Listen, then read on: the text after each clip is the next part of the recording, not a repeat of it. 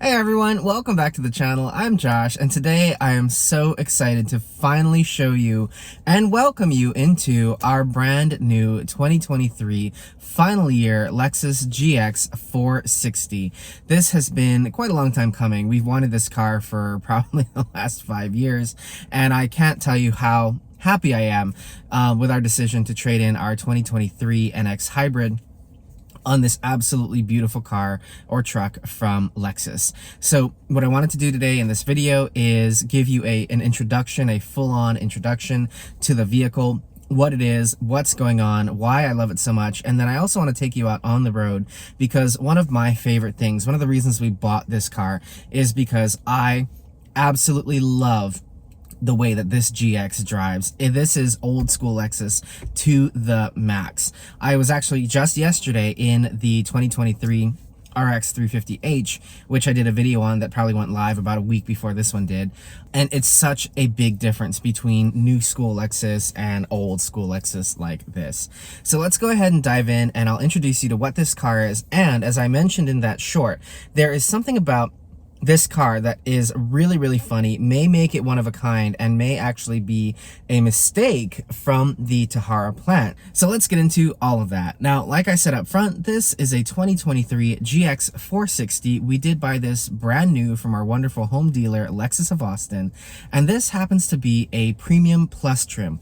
So the Premium is the mid-grade up the ladder in the GX lineup, and then you add the Premium Plus package on there to get a few nice things like the Mark Levinson sound system. We also have the power folding third row seat and tri-zone automatic climate control. Those are all things that were must-haves for us, which is why we didn't get the base model. And we didn't get the luxury trim because I personally didn't want the air suspension, and when it came to the driving nature and driving feel of the luxury version, I personally could not find a setting with the adaptive suspension that I liked for me. And what I really like about this Premium Plus trim is that we have a lot of the nice features that I wanted in a GX, and I felt like, you know, a Lexus needed to have, like Mark Levinson. But we also have just the bog standard, no adaptive suspension, no air control or air suspension, anything like that. And so you get a really, what I consider to be authentic ride with this car that I just didn't feel like we got or we could get with the luxury grade. In terms of color palette, we have the beautiful ecru or ecru interior, and this was a must-have for me in this car because I really love the light feeling in this quite large SUV. I felt like the black headliner that you get in some other colors was a little bit too dark and claustrophobic, so the light interior really helps to lighten it up.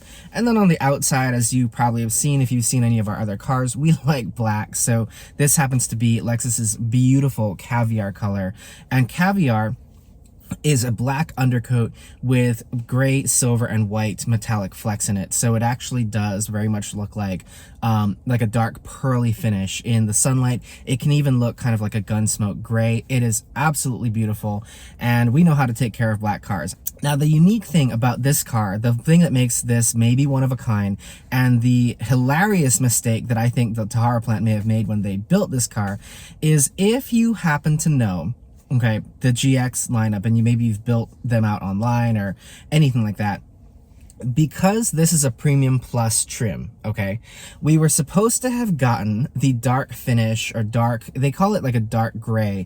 To me, it looks black, but the dark gray metallic wheels. This car, for some reason, does not have them. And it was funny because when we went to the dealer to pick this car up, and, you know, we walked out to go see it for the first time, the very first thing that caught my eye were these wheels. And the funny thing about this mistake is I think a lot of people, from what I've seen online, really like the dark finish wheels. I hate them. As you may know, if you watched any of my NX videos, we specifically got those 20-inch wheels because they were the bright silver finish. I do not like black wheels on cars in general, though, because I feel like they're so overdone at this point. They look cheap. And the thing with the GX is, okay, we've got so much bling on this car. We've got silver trim on the roof rails. We've got silver chrome, kind of a brushed chrome on the grille, and then the back around the license plate frame. surround. We've got chrome there. We've got chrome kind of right under here on the door sill on the outside. The door handles are chrome. I just think the black wheels look out of place. And so I was so happy because the wheels were exactly what I wanted. And I just love the look. In fact, I'll put some video in here. I was at Target a couple days after taking delivery of the car, and there happened to be like 2 spaces over an identical GX to this one. I think it was either a 22 or 23 with the correct right wheels. And I took some video of that because I just don't like the dark gray finish. I don't think it matches this car. The silver wheels to me, just perfection. Now, beyond that, the other and main reason that we bought this GX in its final model year was because of the venerable, legendary, find whatever superlative you want to throw at it. This is the 1UR FE V8 engine, and this is the absolute last Toyota truck or SUV to have a V8. Everything else now has gone down to a Turbo 4 or a Turbo 6 or some combination thereof, and this GX really does represent the last of an era. Once upon a time, cars like this were plentiful in the marketplace. We had Explorer, Pathfinder, 4Runner, and tons from the American automakers that were mid-size body-on-frame SUVs with V8 engines. However, it has been over 10 years since any of those other competitors have existed in the marketplace. We're never going to see anything like this ever again. And for us, because that is exactly the kind of car that I love.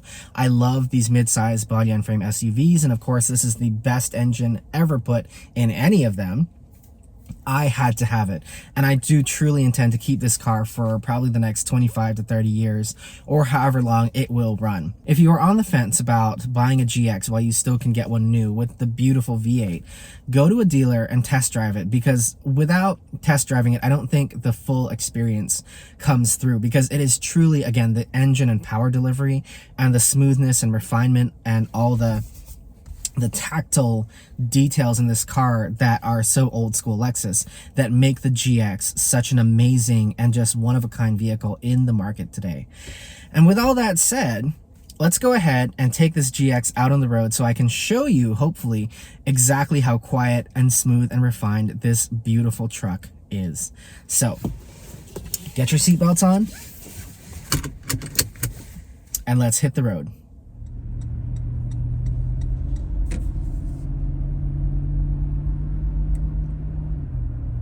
All right, guys, here we are underway in the Lexus GX, and this has to be one of the smoothest cars I've ever driven. And not just the smoothest car I've ever owned, but literally the smoothest car I've ever driven, and I've driven a lot of cars in my time. But this one takes the cake because I don't know how Lexus does it, but they have somehow dampened out every bit of road imperfection in the ride of this car. So it doesn't matter if you're going over really crappy pavement or you're going over the smoothest, freshly paved, yesterday kind of pavement. The feeling that you get in the car is the same.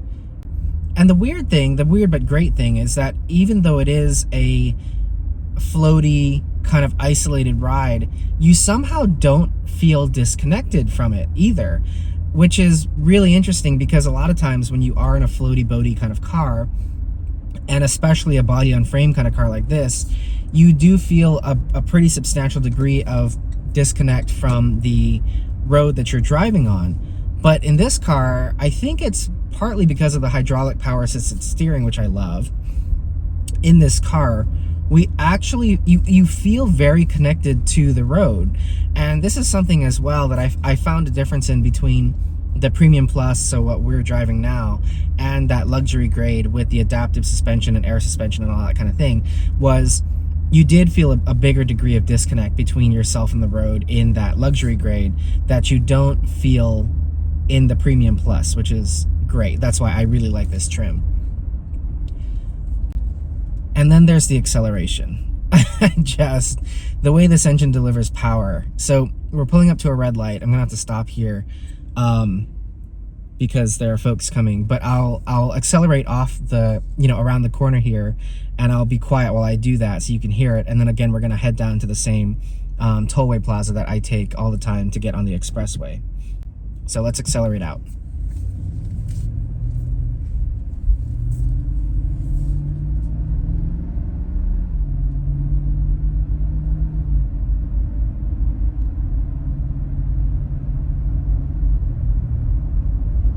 So that was us accelerating from a dead stop around a corner and up to the 45-mile-an-hour speed limit here.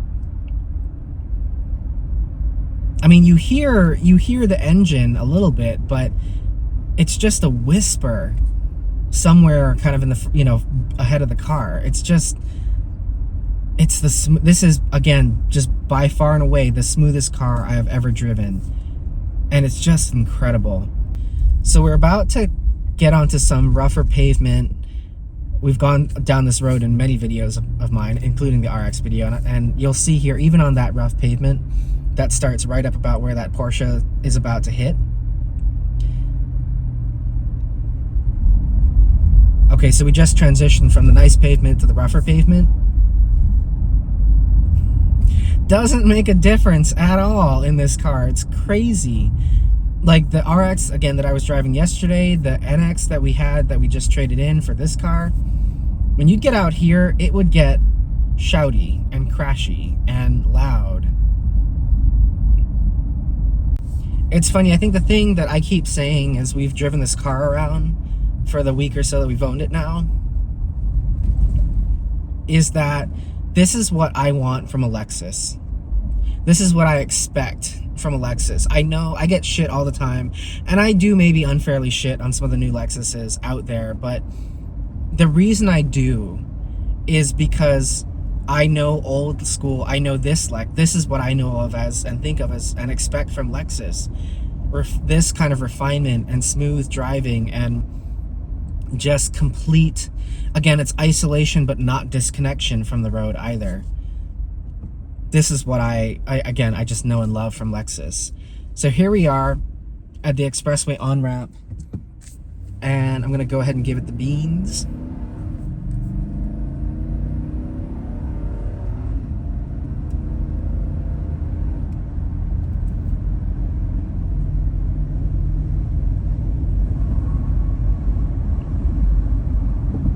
Amazing. Absolutely incredible. Out here on the asphalt, we do get, again, we get that kind of the echo or whatever it is, the howling that comes from these concrete viaducts, but like I'm on the gas pedal right now and I don't hear much of it, if at all, any of it.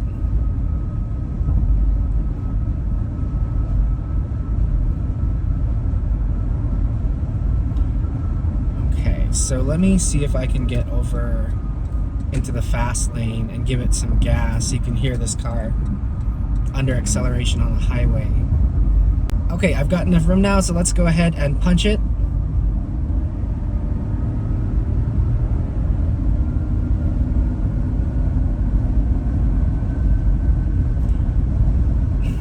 It's just incredible.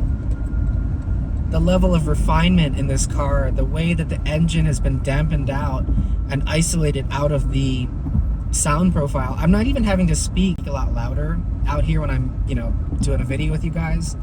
And like in the RX, I feel like I'm having to do this.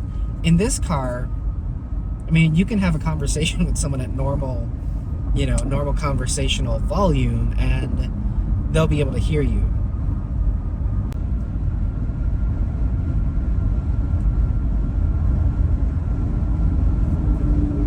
I'm hoping to take this thing on a road trip in the next few weeks.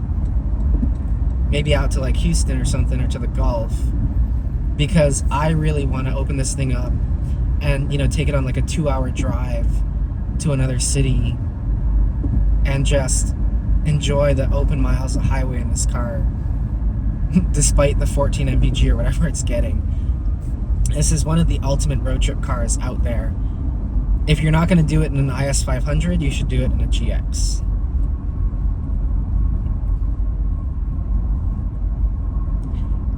I just love this car.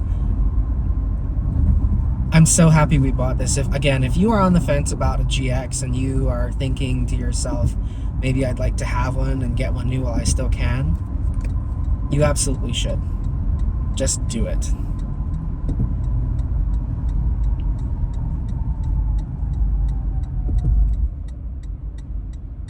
And here we are back on perfect pavement, and oh my gosh, it's just incredible. You know what's funny too is hybrids are usually far more refined and quiet than their gas engine counterpart. This car is more refined than either of those two hybrids that the NX that we owned and the RX that I was driving yesterday. It is more quiet, more smooth at all speeds. It dampens out and isolates out so much more of the road than either of those two cars did. It's just incredible. You know what's funny too in this car is, as I've been driving it around for the past week, I've literally found myself popping my ears because I feel like I'm not hearing everything going on around the car. Like I feel like I'm missing, part of my hearing or something. Like, it is, again, just literally the most refined, quiet, and smooth car I have ever driven. And it's now, the problem is, first world problem is, this is the only car I ever want to drive now. So, yeah, thanks Lexus for ruining me with this car. And again, I'm gonna have to keep it running this way for the next 25 years. It's a good problem to have, though, I think. Alright guys, here we are back home, so let's go ahead and wrap this up with some final thoughts. And as you could probably tell throughout the whole video, I am so over the moon in love with this GX. I cannot even tell you how happy I am. And it's not just a honeymoon phase kind of thing. This is the kind of car that I have always loved. From day one, from the minute I started driving, this is what I wanted in a car. I am not a sports car kind of person. So all the folks who said, oh, IS500, LC500, one, I cannot afford an LC500, but two, even if I could either afford that or an IS500, it's just not my thing. In terms of price, we paid $63,800 for this car, I believe was MSRP. It actually didn't have any accessories on it as far as I could tell. So we got the car for MSRP because our dealer is wonderful. And $63,800, so let's say 64 grand, is not a bad price, in my opinion, for what I got here. Especially when you consider that the frickin' Grand Highlander is $59,000 loaded. The new Land Cruiser that's coming to the US, international people will know it as the Land Cruiser Prado, the new generation Land Cruiser, Toyota says in the US, is starting at 55 grand. And that thing has a 4-cylinder turbo hybrid engine. So makes you wonder as well how much the new GX is going to cost. I'm guessing with the Land Cruiser starting at 55, the new GX is going to start at 70. Then you're going to have to add on top of that, like we added, packages and trims on top of this. $63,800 is a lot of money for a car, and it's the most expensive car I have ever personally bought. But in the current marketplace, with the current prices and everything going on, I really don't feel like it's that bad a deal. And again, if you're in the market for one of these cars, I just highly recommend, if you're not already sold, go test drive one. You will be sold. If you already are sold, just go put your money down. Get one while you still can. I don't know exactly when production's going to end, but I'm guessing it'll be around September, October, or November. So we really are in the final months to get one of these cars. Just buy it. That's my final word to you. Just buy it. So anyway, thank you guys so much for watching. I will be, by the way, back on to do a 4Runner versus GX, and kind of if you've got a 4Runner, should you upgrade to the GX while you still can, and all that kind of thing. What do I like about each kind of video? So I will be doing that at your request. That's what this whole channel is about. What do you guys want to see? What do you want to know? Let me know and I will do it. Thank you guys so much for watching. I will talk to you again real soon. Have a great one and take care.